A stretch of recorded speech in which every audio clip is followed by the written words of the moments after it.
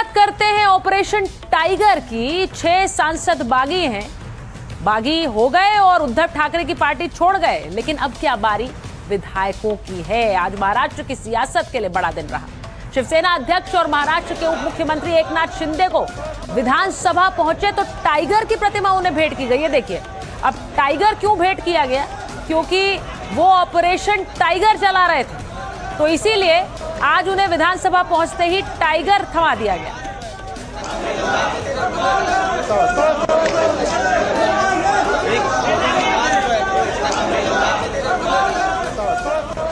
इसके बाद एकनाथ शिंदे अपने निवास स्थान से वाईबी चौहान सेंटर के लिए निकले। सभी बागी सांसद उनके साथ मौजूद थे।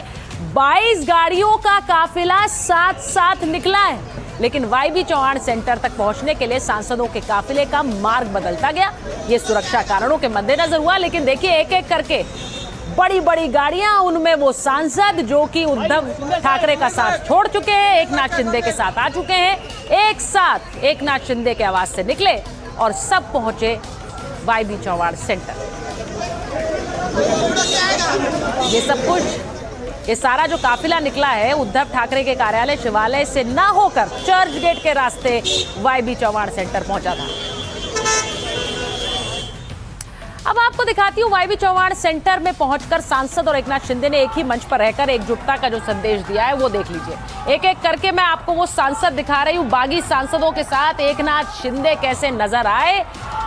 संजय जाधव, संजय दीना पाटिल, ये सारे वो सांसद हैं जो कि उद्धव ठाकरे का साथ छोड़ चुके हैं। आष्टीकर पाटिल नागेश, भाई साहब वाकचौरे और बीच में एकनाथ शिंदे, ओम प्रकाश निंबालकर जिनकी बहुत सारी चर्चा हो रही थी। इस बीच सब आ गए हैं एकनाथ शिंदे के साथ। तो 3 संजय अब एकनाथ शिंदे के साथ। बागी सांसदों के शिंदे गुट में शामिल होने पर शिवसेना नेताओं ने ढोल बजाकर जश्न मनाया। अब ये एक तरह से ये बात बताने की कोशिश कर रहे थे कि यही है शिवसेना, बार बार प्रमाणित हो रहा है। ये तस्वीरें भी आई।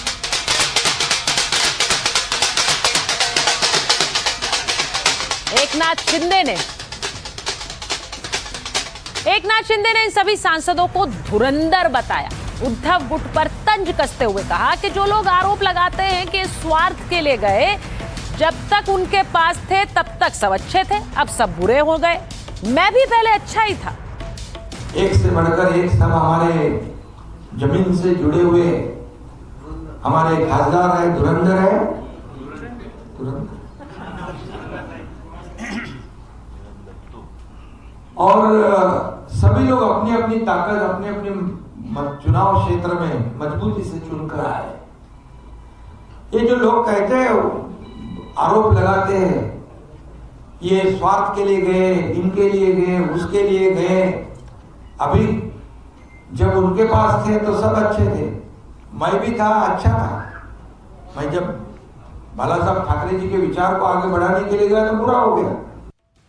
बाला साहेब ठाकरे के विचार को मैं आगे बढ़ा रहा हूं, कह रहे हैं एकनाथ शिंदे। अब जरा सुनिए, ये ऑपरेशन टाइगर हुआ तो इस पर देवेंद्र फडणवीस ने कहा ऑपरेशन पूरा हो गया, बॉडी भी स्वस्थ है। Operation tiger. एकनाथ शिंदे ने कहा अधूरे ऑपरेशन नहीं करते हैं, फुल प्रूफ करते हैं। और ये जब ऑपरेशन पर बात हो ही रही थी तो उद्धव ठाकरे का भी बयान आया। उन्होंने कहा जहां जहां गद्दार है वहां जाकर मैं माफी मांगूंगा। तो ये बयान आज एक तरह से बताते हैं कि ऑपरेशन पूरा हो गया, उद्धव ठाकरे के सांसद उन्हें छोड़कर चले गए। ऑपरेशन यशस्वी आहे आणि बॉडी एकदम सुदृढ आहे। ऑपरेशन यशस्वी आहे आणि बॉडी एकदम सुदृढ आहे। आम्ही ऑपरेशन अर्धवट करत नाही, उलपूट करतो। आम्ही ऑपरेशन अर्धवट करत नाही, उलपूट करतो। तो एकनाथ शिंदे कह रहे हैं ऑपरेशन हो गया ठीक से, बॉडी भी ठीक है, ऑपरेशन टाइगर इज सक्सेसफुल। लेकिन ऑपरेशन टाइगर क्या एकनाथ शिंदे अकेले चला रहे थे? उद्धव गुट में इस बार बगावत के पीछे कहा जा रहा है एकनाथ शिंदे के बेटे श्रीकांत शिंदे थे। सांसदों का पार्टी छोड़ना एक दिन की तैयारी नहीं, 1 साल से सुनियोजित रणनीति से काम हो रहा था। पूरे ऑपरेशन की जिम्मेदारी श्रीकांत शिंदे को दी थी। श्रीकांत शिंदे डिप्टी सीएम एकनाथ शिंदे के बेटे पिछले कुछ महीनों में ही इस योजना को तैयार किया। शुरुआत में ऑपरेशन को सीमित दायरे में रखा गया।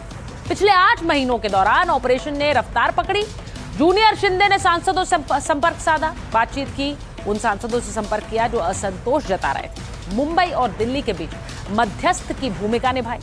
मई के अंत से ही बगावत की चर्चाओं ने जोर पकड़ा। खबरों के बीच उद्धव ने सांसदों की एक बैठक बुलाई। केवल 4 सांसद ही व्यक्तिगत रूप में बैठक में पहुंचे। उद्धव गुट ने दावा किया कि सभी सांसद एकजुट हैं। जिस समय उद्धव पार्टी संभालने की कोशिश कर रहे थे, उस समय ऑपरेशन निर्णायक चरण में पहुंच चुका था और इसीलिए अब कहा जा रहा है कि श्रीकांत शिंदे को आगे की कमान संभालने के लिए एकनाथ शिंदे ने तैयार कर दिया है। हालांकि आदित्य ठाकरे कह रहे हैं कि सांसद जिन्होंने साथ छोड़ा वो बागी नहीं है, बिकाऊ। 6 बागी नहीं बिकाऊ सांसद है। वो चुन के आए थे उद्धव बाला साहब ठाकरे इनके चेहरे पे।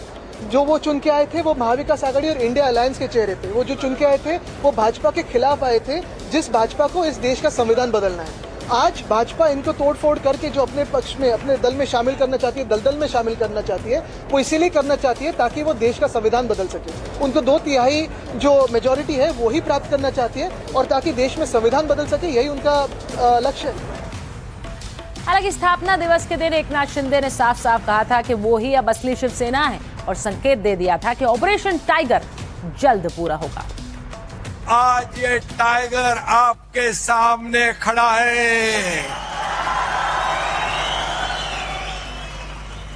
आज मी बघतोय काल परवापासून कुछ कुत्ते रोज भोक रहे हैं, पण मी तुम्हाला सांगतो कुत्ते झुंड में आके भोगते हैं, शेर अकेला आता है। कुत्ते भोगते रहते, टाइगर शिकार करता है और कुत्ते भोगते रहते हैं और टाइगर दहाड़ता है। ये शिवसेना है, ही शिवसेना है। अब 6 सांसद शिंदे गुट में शामिल हो गए हैं, लेकिन अब उद्धव ठाकरे अपने विधायकों को लेकर सतर्क हो गए हैं। आज उन्होंने अपने घर पर विधायकों की बैठक बुलाई है, क्योंकि कहा जा रहा है कि अगला टारगेट यही विधायक होंगे। खबरों के मुताबिक इस बैठक में 20 में से 16 विधायक ही पहुंचे, जिससे उद्धव ने मौजूदा राजनीतिक स्थिति पर चर्चा की। उद्धव ने अपने विधायकों को निर्देश दिया कि वो विधानसभा में किसानों और आम जनता से जुड़े मुद्दों को मजबूती से उठाएं।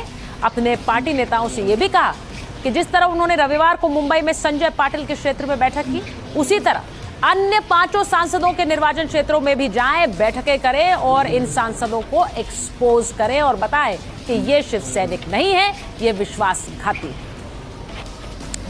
अब आपको बताती हूं कि 6 सांसद जब एनडीए में शामिल हो गए हैं, एकनाथ शिंदे की पार्टी में शामिल हो गए हैं, तो कैसे एनडीए में शिंदे की ताकत बढ़ गई, उनका कद बढ़ गया है। उद्धव गुट में बगावत के कई समीकरण बदले।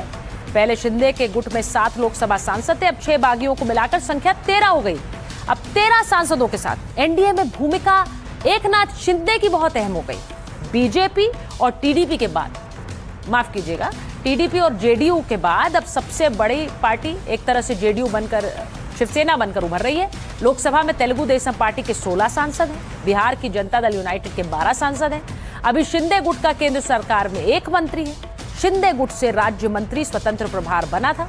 प्रताप राव जाधव आयुष मंत्रालय संभाल रहे हैं। बढ़ते सांसदों के साथ शिंदे की मांग और बढ़ सकती है।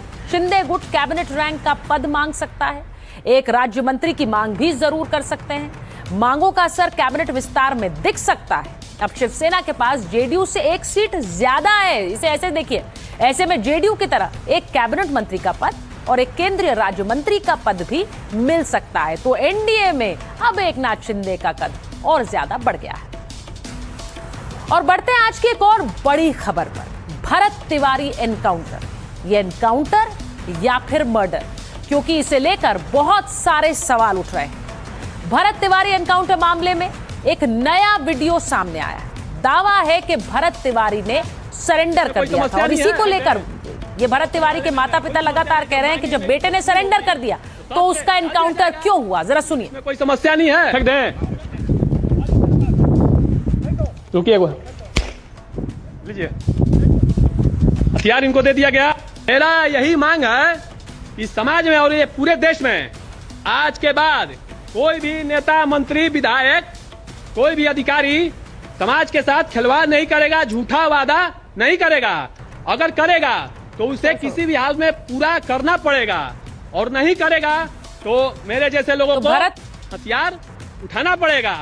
कुछ इस तरह से इन शब्दों में रख रहा था, उसने सरेंडर कर दिया था। यही बात माता पिता कह रहे हैं। इसके बावजूद उसका एनकाउंटर क्यों किया गया? मामला सुप्रीम कोर्ट पहुंच गया। लेकिन पहले सुनिए माँ बाप क्या कह रहे हैं। तौल बिक दीजिए तो कहल ठीक बा, हमारा ये चाहिए। लेकिन हमारे बिक गया, बिगला के बाद गोली हे पैर में मारल बा एगो, ओकरा बाद हेजा 2 गो मारल बा, और ओकरा बाद गाड़ी में ले जाके हेजा मारल बा, ओकरा बाद हेजा मारल बा गोली, घर जार दिहल सरकार। जवान लड़का हम पोस पाल के अपना से बोला मेरे हमारे आवाज़ को प्रधानमंत्री जी नरेंद्र मोदी जी है, गृह मंत्री हैं, उनको आवाज़ पहुंचाइए कि हमारा बच्चा निर्दोष है। अगर नियम है का तो हथियार डाल देने के बाद मारने का, हथियार डालने के बाद तो इनकाउंटर का ना ना ना ना ना। तो माता पिता कह रहे हैं कि जब हथियार डाल दिए तो क्यों एनकाउंटर? भरत तिवारी एनकाउंटर का मामला सुप्रीम कोर्ट पहुंच गया। फर्जी एनकाउंटर बताते हुए याचिका दायर हुई थी। याचिका में मामले की सीबीआई जांच की मांग की गई, विशेषज्ञ समिति गठित करने की भी मांग की गई, पुलिस कर्मियों के खिलाफ एफआईआर दर्ज करने की भी बात कही गई है। सुप्रीम कोर्ट ने जल्द सुनवाई की तारीख देने से इनकार किया। याचिकाकर्ता को रजिस्ट्रार के सामने मेंशन करने के लिए कहा है। अब आपको ये बताऊं कि इस पूरे मामले में बिहार की सम्राट चौधरी की सरकार घिर रही है। बार बार पूछा जा रहा है कि एनकाउंटर क्यों किया जब हथियार डाल दिया था। आपको ये बताऊं कि भरत तिवारी के घर आज खेसारी लाल यादव पहुंचे। ये देखिए तस्वीर। अब इस मामले में राजनीति हो रही। तेजस्वी यादव पहले ही इस मामले पर सवाल उठा चुके हैं, आज खेसारी पहुंचे। भरे हुए हैं, उसको लेकर खेसारी लाल यादव खुद परिवार से मिल रहे हैं और परिवार माँ उस बेटा की शहादत को पूर्ति तो नहीं कर सकते, बट उस माँ के लिए जितना हो सकता है प्रयास करेंगे जो एक बेटा बनकर उनका सेवा करें। तो आपको बताऊं कि भरत तिवारी का एनकाउंटर क्या फर्जी है? सबसे बड़ा सवाल यही। ये विवाद बढ़ा तो सम्राट चौधरी की सरकार ने फैसला लिया। मामले की जांच के लिए न्यायिक आयोग का गठन कर दिया गया। हाईकोर्ट के एक रिटायर्ड जज इसकी अध्यक्षता करेंगे। न्यायिक आयोग अपनी रिपोर्ट सौंपेगी। सरकार को यह रिपोर्ट सौंपनी होगी। लापरवाही को देखते हुए पुलिस मुख्यालय ने यह एक्शन लिया है। अब आपको यह बताऊं कि जिस तरह से भरत तिवारी की हत्या की गई, एनकाउंटर किया गया, उसके बाद सम्राट चौधरी की सरकार पर एनकाउंटर्स को लेकर सवाल उठे कि यह सरकार तो एनकाउंटर वाली सरकार बन गई है। और इस पे अब एक तरह की जातीय जंग भी शुरू हो गई है। वो इसलिए क्योंकि बिहार सरकार में ही जीतन राम मांझी कह रहे हैं कि एनकाउंटर बिल्कुल सही है, वहीं बिहार सरकार के कुछ मंत्री इस एनकाउंटर को गलत बता रहे हैं। अब इस एनकाउंटर मामले से जुड़े एसएचओ और 2 दरोगा सस्पेंड कर दिए गए। एक एएसआई और एक सिपाही को भी तुरंत सस्पेंड किया गया। पूरे मामले की कमान शाहाबाद रेंज के डीआईजी को सौंपी गई। फोरेंसिक और वैज्ञानिक जांच भी तेजी से चल रही है। इस पूरे मामले पर बिहार पुलिस मान रही है कि लापरवाही हुई है। आपको सुनवा देती हूँ बिहार पुलिस क्या कह रही है। इस मामले में लापरवाही जो है इस परिप्रेक्ष्य में सामने आई है कि जब पहली बार वो 16 तारीख को हमारे पदाधिकारी वहाँ गए थे तो उसमें जो अभियुक्त था उसको उन्होंने ठीक से हैंडल नहीं किया। तो बिहार पुलिस लापरवाही की बात मान रही है। ऐसे में सम्राट चौधरी की सरकार सवालों के घेरे में है।